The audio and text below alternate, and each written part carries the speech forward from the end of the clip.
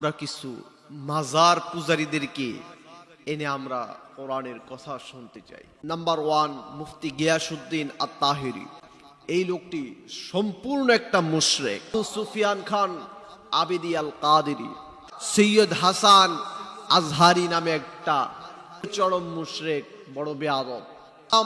খ্যাতি যিনি অর্জন করেছে, জাইঙ্গা হুজুর যাকে বলে মানুষ এখন, জাইঙ্গা হুজুর চরম পর্যায়ের মুশরিক, নকশবন্দি, বাংলাদেশের বহু।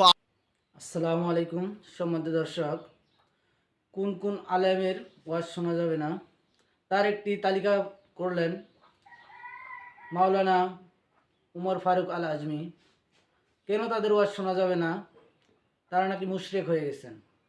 চলুন বিস্তারিত দেখে আসি মাওলানা উমর ফারুক আল আজমির কাছ থেকে। ইসলামিক স্কলার নামে আমরা কিছু মাজার পূজারীদেরকে এনে আমরা কোরআনের কথা শুনতে চাই। আমরা মাজার পূজারীদেরকে এনে আমরা নিজেরা তওবা করতে চাই। আসলে দেখেন, যেই সমস্ত মাজার পূজারী যারা আলেম আছে, নিজেদেরকে আলেম বলে দাবি করে 24 ঘন্টা প্রতিনিয়ত যারা মাজার নিয়ে ব্যবসা করে, যেমন আপনার নাম্বার 1 মুফতি গিয়াসউদ্দিন আত-তাহিরি। এই লোকটি সম্পূর্ণ একটা মুশরিক। সে ইতিপূর্বে আপনারা দেখেছেন যে এমন এমন কথা বলেছে, তার কথার কারণে তার ঈমান চলে গেছে। লোকটা সম্পূর্ণ একটি মুশরিক মার্কা ব্যক্তি, কারণ সে বড় বড় ধরনের শিরক করেছে। 24 ঘন্টা প্রতিনিয়ত মাজারে পড়ে থাকে। তারপরে আপনার আছে আবু সুফিয়ান খান আবেদি আল কাদেরি। সুন্নিয়তের উজ্জ্বল নক্ষত্র বলে পাবলিক তাদেরকে চিনে এবং জানে। এই লোকটা চরম বেয়াদব এবং এই লোকটাও একজন মুশরিক মার্কা ব্যক্তি। তাদের ওয়াজ শুনে পাবলিক কি ফায়দা পাবে? তারপরে আপনার সৈয়দ হাসান আজহারি নামে একটা ছেলে আছে, একজন ব্যক্তি আছে। এই হাসান আজহারি এও চরম মুশরিক, বড় বেয়াদব। সেও আপনার মাজার পূজারী, সিন্নিখোর গ্রুপ। সেও হলো আপনার বেদাতি, চরম পর্যায়ের একজন ভণ্ড। সে নাকি আল আজহারের সাবেক ভিপি ছিল। এই সমস্ত মুশরিক মার্কা লোকদেরকে এনে আজহারি লেখে প্রমোট করে তাদেরকে দিয়ে প্রোগ্রাম জমিয়ে আপনারা কিছু শিখতে পারবেন না, বরঞ্চ তাদের সঙ্গে আপনারাও মুশরিক হয়ে যাবেন। তারপরে আপনার আছে বাংলাদেশের বর্তমান প্রেক্ষাপটে সুপরিচিত, সুনাম খ্যাতি যিনি অর্জন করেছে, জাইঙ্গা হুজুর যাকে বলে মানুষ এখন, জাইঙ্গা হুজুর, জাইঙ্গা আলম। এই ব্যক্তিও চরম পর্যায়ের মুশরিক, বেদাত করে মাজার পূজারী। তার কোরআন কারীম সহি করে পড়তে পারে না। কিছু মিলাদ কিয়াম পড়ে, পাবলিকে শুনে খুব আনন্দিত হয়। সুন্নিরা বলে, ইস কত বড় হুজুর আমরা পেলাম। এরপরে আপনি যদি আরো সামনে যান, পেয়ে যাবেন নূরে বাংলা। এই লোকটা আরো বড় বেয়াদব, মাহবুবুল আলম নূরে বাংলা নাকি যেন তাকে বলা হয়।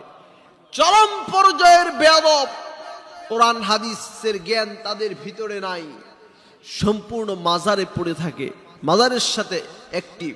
তারপরে আছে আপনার নকশবন্দি, বাংলাদেশের বহু আলেমের নামকে বিকৃত করে এই নকশবন্দি বহু আলেমকে বহু কথা বলেছে। সেও একটা চরম বেয়াদব। আজকে বেয়াদবি করে আলেমদের সঙ্গে আজকে সুন্নিয়ত তাকে বহুত বড় র্যাঙ্কিং স্থান পর্যায়ে তাকে নিয়েছে। এরপরে আছে আবুল কালাম বয়ানি, আছে আলাউদ্দিন জিলাফি। আলাউদ্দিন জিলাফি যেই লোকটা, এই লোকটা একটি ভণ্ড। আলাউদ্দিন জিলাফি সম্পূর্ণ পরিমাণে একটি বেয়াদব এবং মুশরিক। তারপরে আছে আপনার শামীম রেজা। শামীম রেজা দেখবেন, সেও ইতিপূর্বে যেই সমস্ত কথা বলেছে, মুশরিক মার্কা কথা বলার কারণে তার ঈমান এখন নাই। তাকে আমি মনে করি তওবা করতে হবে। তারপরে আপনার সৈয়দ মুকাররম বাড়ি, এই লোকটিকে মানুষ জানে না বিধায় অনেকে মনে করে ইসলামিক স্কলার, আপনার মোটিভেশনাল, এত সুন্দর করে কথা বলে, অথচ জানে না দুধের ভিতরে যে বিষ মাখা, বিষ মিশ্রিত করা। কারণ এই মুকাররম বাড়ি মোটিভেশনাল কথা বললে কি হবে, সেও হলো মুশরিক আর সেও হলো মাজার পূজারী। আজকে আল্লাহর দরবার বাদ দিয়ে মাজারে গিয়ে তারা চায়। তারপরে আছে জয়নাল আবেদিন কাদেরী, সেও আপনার মোটিভেশনাল কথা বলে। বুঝতে পেরেছেন? আব্দুল্লাহ সাদেকপুরে এই লোকটা জিকিরের নামে নাচানাচি করে। আল্লাহ জিকিরের নামে তামসা নাচানাচি করতে আল্লাহ বারণ করেছেন। তারপরে আছে মিসবাহুর রহমান রফিকি, আছে অলিউল্লাহ আশিকি।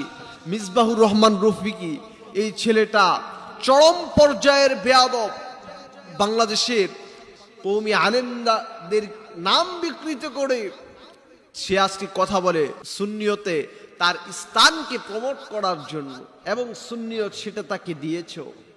এই সমস্ত আলেমরা আজকে আল্লাহর দরবার বাদ দিয়ে মাজারে গিয়ে পড়ে থাকে। অথচ আল্লাহ রাব্বুল আলামিন সূরা ইউনূসের ভিতরে বলেন, وَيَعْبُدُونَ مِن دُونِ اللَّهِ مَا لَا يَضُرُّهُمْ وَلَا يَنفَعُهُمْ وَيَقُولُونَ هَؤُلَاءِ شُفَعَاؤُنَا عِندَ اللَّهِ।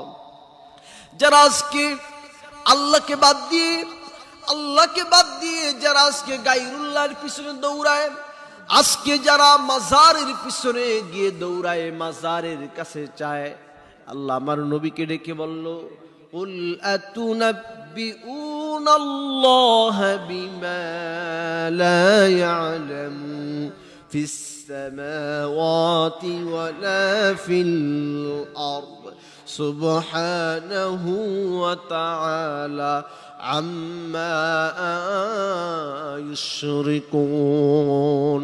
আল্লাহ নবীর মাধ্যমে জানালেন, হে রাসূল, আপনি সকলকে বলে দেন, তোমরা যে মাজারের পীরসাবদেরকে তোমরা বাবার দরবারে গিয়ে, মাজারের দরবারে গিয়ে যে তোমরা তাদেরকে বলো, বাবা আজকে আপনি আল্লাহর কাছে আমাদের জন্য সুপারিশ করেন, আজকে আল্লাহর দরবারে আমাদের জন্য শাফাআত করেন। আমার বাবাজিগণ, আমার বন্ধুগণ, বিশ্ব নবীকে আল্লাহ এটাই জানিয়ে দিল, রাসূল আপনি সকলকে বলে দিন। তারা কি মনে করেছে আমি আল্লাহ কি জমিনের সমস্ত কিছুর ব্যাপারে আমি আল্লাহ কি অবগত নয়? তারা এই জন্য কি উসিলা ধরে কি তারা চাইতে পারে? আমার ভাইয়ের, আমার বন্ধুরা, শিরক হলো দুই প্রকার, শিরকে আসগর, শিরকে আকবার। শিরকে আকবার হলো বড় শিরক, শিরকে আসগর হলো ছোট শিরক। শিরকে আকবরের ভিতরে পড়ে যায় যারা মাজারের ভিতরে গিয়ে সেজদা করে গায়রুল্লাহর পিছনে মাজারে। আপনারা দেখেছেন কয়েকদিন আগে যে জাইঙ্গা হুজুর, এই জাইঙ্গা হুজুর মাজারে গিয়ে বাবার দরবারে বিচার দেয়। এই জাইঙ্গা ভালো করে শুনে রাখ, কোন মাজার পূজারী তোমার বিচার করতে পারবে না, মাজারের কোন বাবা তোমার বিচার করতে পারে না। খাজা মঈনুদ্দিন চিশতি বলো, খাজা উসমান হারুনি বলো, আর আব্দুল কাদের জিলানী বলো না কেন, যত বড় বড় আল্লাহ ওয়ালাদের নাম তোমরা নাও, এই সমস্ত আল্লাহ ওয়ালা পরের কথা। রাসূল করিম সাল্লাল্লাহু আলাইহি ওয়াসাল্লামের একজন নগণ্যতম যেই সাহাবী, এই সাহাবীর চলিত যেই ঘোড়া, এই ঘোড়ার পদপিষ্টের যেই ধুলা আছে, এই ধুলার সমপরিমাণ আব্দুল কাদের জিলানী হতে পারবে না। তাই বলে আমি ওলির বিরোধিতা করি না, কিন্তু সাহাবীদের দাম কত, সেই সাহাবীরাও কাউকে সুপারিশ করতে পারবে না। আমার ভাইয়ের, আমার বন্ধুরা, আজকে মাজার পূজারীরা মাজারে গিয়ে, বাবার দরবারে গিয়ে, খানকায় গিয়ে তারা বহুত কিছু চায়, অথচ এখানে সেখানে গিয়ে চেয়ে কোনো লাভ নাই।